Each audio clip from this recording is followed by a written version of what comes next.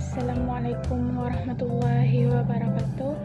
Perkenalkan, nama saya Fitri Wahyuni dengan NIM 2004 2015, jurusan Ilmu Administrasi Negara, Fakultas Ilmu Sosial, Universitas Negeri Padang.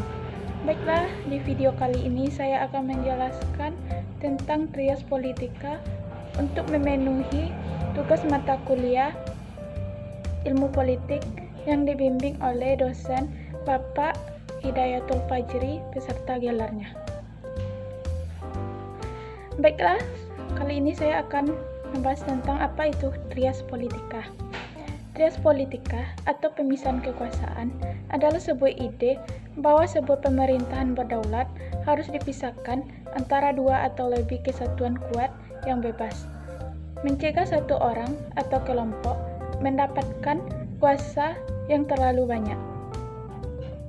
Pemisahan kekuasaan merupakan suatu cara pembagian dalam tubuh pemerintahan agar tidak ada penyalahgunaan kekuasaan antara legislatif, eksekutif, dan yudikatif. Pemisahan kekuasaan juga merupakan suatu prinsip normatif bahwa kekuasaan-kekuasaan itu sebaiknya tidak diserahkan kepada orang yang sama untuk mencegah penyalahgunaan kekuasaan oleh pihak yang berkuasa. Teori trias politika membagi kekuasaan pemerintahan negara menjadi 3 bagian, yaitu legislatif, eksekutif, dan yudikatif. Yang pertama saya akan menjelaskan kekuasaan eksekutif. Kekuasaan eksekutif merupakan lembaga yang melaksanakan undang-undang. Kekuasaan eksekutif dipimpin oleh seorang kepala negara, bisa berupa presiden, perdana menteri, atau raja. Selain menjalankan undang-undang, kekuasaan eksekutif juga memiliki kewenangan di bidang diplomatik, yudikatif, administratif, legislatif, dan militer. Dalam menjalankan kekuasaan eksekutif ini, presiden selaku kepala negara dibantu oleh wakil presiden, para pejabat, dan menteri-menteri di dalam kabinet, sesuai yang diatur dalam undang-undang. Yang kedua, legislatif. Kekuasaan legislatif merupakan lembaga yang berwenang dalam membuat dan menyusun undang-undang. Kekuasaan legislatif dipegang oleh parlemen yang menjadi perwakilan rakyat. Selain kekuasaan membuat undang-undang, kekuasaan legislatif berwenang mengawasi dan meminta keterangan pada kekuasaan eksekutif. Adanya kekuasaan legislatif juga berfungsi untuk membatasi kekuasaan eksekutif atau presiden, sehingga presiden tidak bisa sewenang-wenang memanfaatkan jabatannya untuk kepentingan pribadi atau kelompok tertentu. Yang selanjutnya, kekuasaan yudikatif. Kekuasaan yudikatif merupakan lembaga yang memiliki kekuasaan dan kewenangan untuk mengontrol seluruh lembaga negara yang menyimpang atas hukum yang berlaku pada negara tersebut. Lembaga yudikatif dibentuk sebagai alat penegakan hukum. Hak penguji material, penyelesaian, hak mengesahkan peraturan hukum, atau membatalkan peraturan apabila bertentangan dengan dasar negara. Fungsi kekuasaan yudikatif penting untuk memutus pelanggaran hukum yang terjadi dalam struktur ketatanegaraan, termasuk juga menyelesaikan sengketa dan perselisihan lainnya. Meski tidak sepenuhnya, namun di Indonesia juga menerapkan prinsip trias politika secara implisit. Pembagian kekuasaan di Indonesia juga terbagi menjadi 3 fungsi, yakni fungsi eksekutif, fungsi legislatif, dan fungsi yudikatif atau kehakiman. Hal-hal mengenai peraturan kekuasaan telah diatur dalam Undang-Undang Dasar 1945 selaku landasan konstitusi utama di negara Indonesia. Lembaga tinggi negara seperti presiden, eksekutif, MPR, DPR, DPR legislatif, serta MK, MA, dan KY yudikatif telah diberikan kekuasaannya lewat Undang-Undang Dasar 1945. Adapun hal-hal mengenai fungsi dan ketentuan lebih lanjut mengenai lembaga-lembaga tersebut diatur dalam peraturan perundang-undangan asalkan tidak bertentangan dengan Undang-Undang Dasar 1945. Trias Politika di Indonesia sebelum amandemen. Indonesia salah satu negara yang menerapkan trias politika tidak murni, baik sebelum atau sesudah amandemen. Undang-Undang Dasar 1945, jumlah lembaga penyelenggara DPR tidak terbatas pada MPR, DPR, Presiden, dan Mahkamah Agung atau MA. Masih ada lembaga lain yang turut berperan.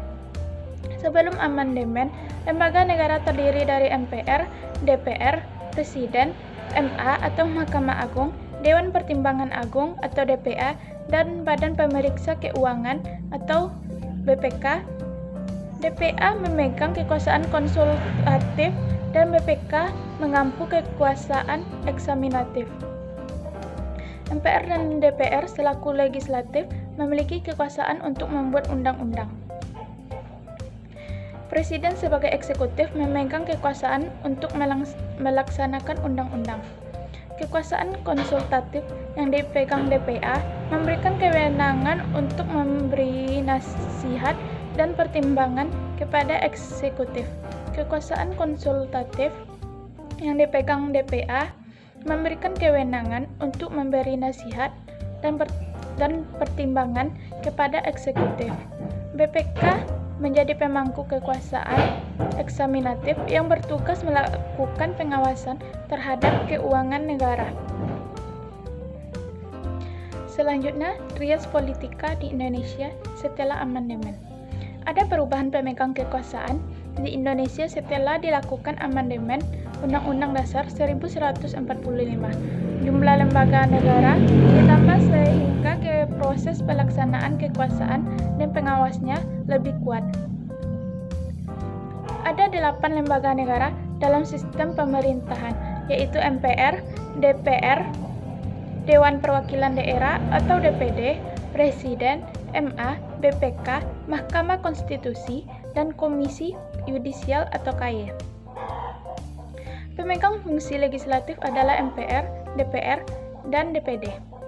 Anggota DPD dipilih dalam pemilu dan merupakan perwakilan dari setiap provinsi di Indonesia. DPD berhak ikut duduk dalam pembahasan dan penetapan undang-undang. Pengampu fungsi eksekutif tetap berada di tangan Presiden. Jika sebelum amandemen Presiden dipilih oleh anggota MPR lewat suara terbanyak, maka setelah amandemen Presiden dipilih langsung oleh rakyat. Presiden dapat mengangkat menteri-menteri untuk membantu kerja Presiden dalam kabinet. Fungsi yudikatif ditangani oleh MA dan MK dan KY. Komisi Yudisial memiliki peranan dalam mengusulkan pengangkatan hakim agung sekaligus menjaga marwah kehakiman, termasuk perilaku para hakim. Sementara Mahkamah Konstitusi bertugas melakukan uji undang-undang terhadap Undang-Undang Dasar yang sebelumnya tugas ini ditangani oleh MPR. Fungsi eksaminatif berada di tangan BPK. Lembaga ini akan selalu memeriksa pengelolaan dan tanggung jawab terhadap keuangan negara. Trias politika menjadi sebuah langkah baik menjalankan sistem pemerintahan yang efektif. Ketiadaan kekuasaan absolut dapat mencegah penyalahgunaan wewenang yang merugikan negara dan rakyatnya. Meski demikian, rakyat juga perlu mengawasi jalannya lembaga negara saat ditemukannya indikasi saling bekerja sama dalam menetapkan kebijakan yang merugikan. Baiklah, demikian materi tentang trias politika yang dapat saya sampaikan. Saya, Fitri Hayuni, pamit undur diri. Jika terdapat salah kata dalam video ini, mohon dimaklumi. Assalamualaikum warahmatullahi wabarakatuh.